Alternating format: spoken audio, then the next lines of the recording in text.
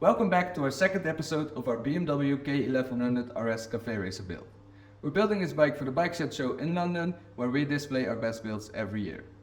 Today we will install the clutch, the gearbox, parts of the intake system and parts of the ignition system, so let's get to work.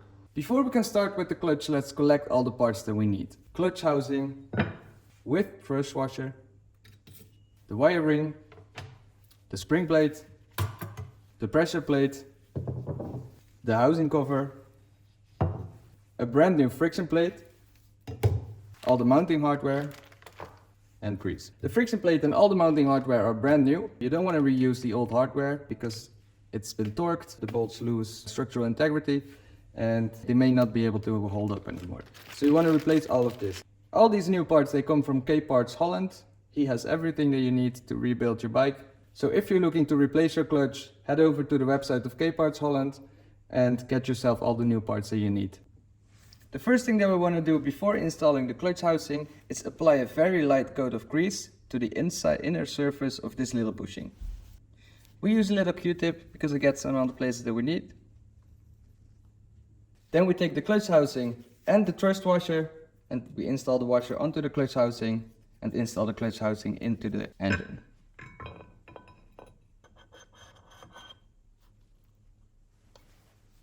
Next up is the O-ring, the thrust ring, and then a new clutch nut.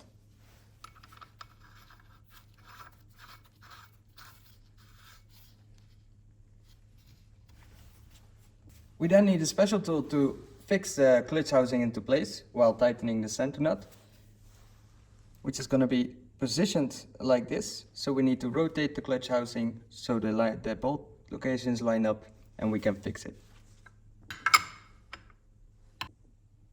The clutch nut is mounted in two steps. First we torque it to 140 Newton meters just to seat the O-ring, and afterwards we completely loosen it and then we tighten it to 100 Newton meters.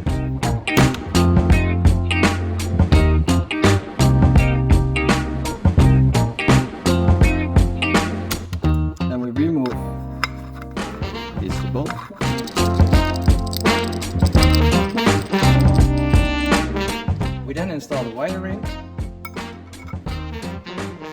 and before we can install the spring disc, we need to apply a light coat to the outer edge and to the raised parts over here.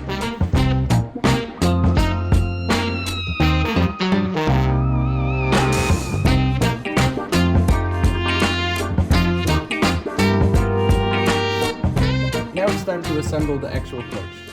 So the clutch housing consists of three parts.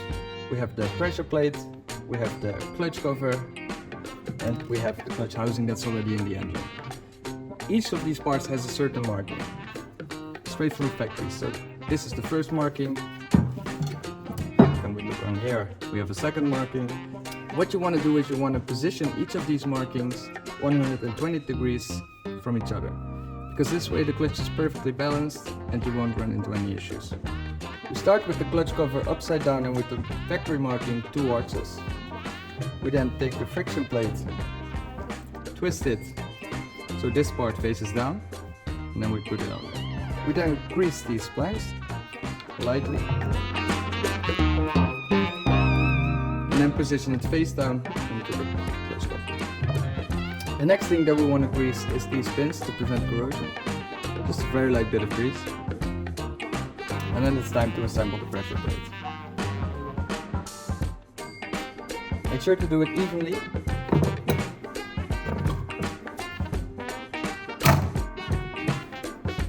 We then position the spring plate, turn everything around, and we install a special tool by BMW to center the friction plate.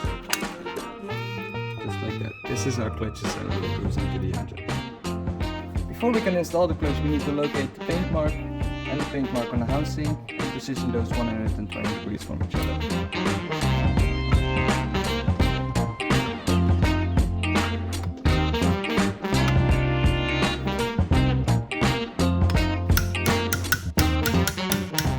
The center tool can be removed, and it's time for the gearbox.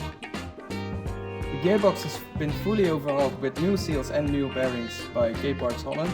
They have a full kit for the entire gearbox on their website. So if you're looking to do a gearbox restore, check them out. We're planning to do a video on the internals of the gearbox soon, but first let's install it on the bike. Before we can install the gearbox, we need to apply a very light coat of grease to these splines that go into the friction plate. And then it's ready to go into the bike.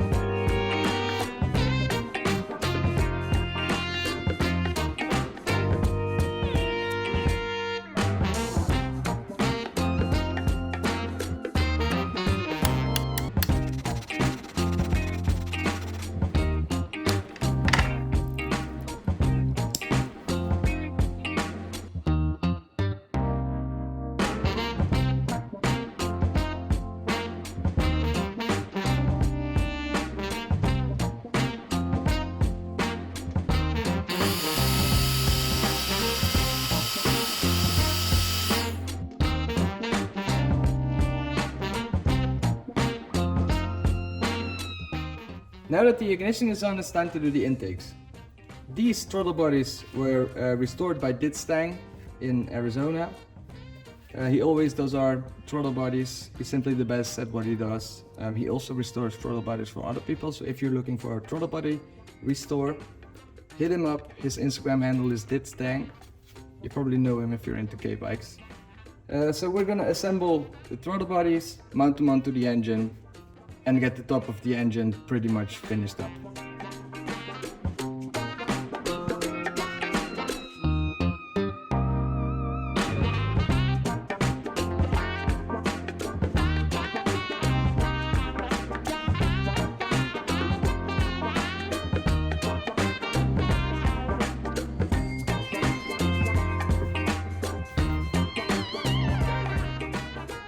Now that the bottom side is done, it's time for the air intakes. We developed our own kit to run open pot filters.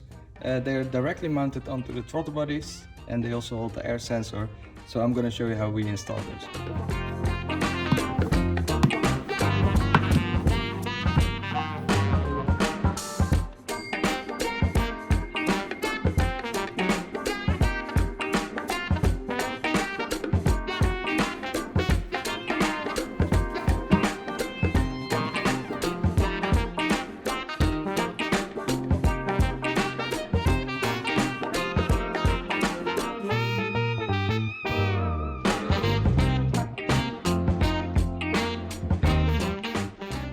We've collaborated with DNA to create the filters that are best for this engine. We're not going to mount the filters yet because they're very fragile. We don't want these to damage by the time that the bike is done.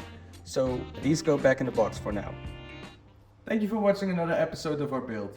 If you want to follow along, make sure to subscribe. We're going to showcase this build in 2 weeks at the Bike Shed Show in London. All the custom parts that we use in these builds are available on our website. We also mention all the suppliers that we use to do these builds. So see you next episode.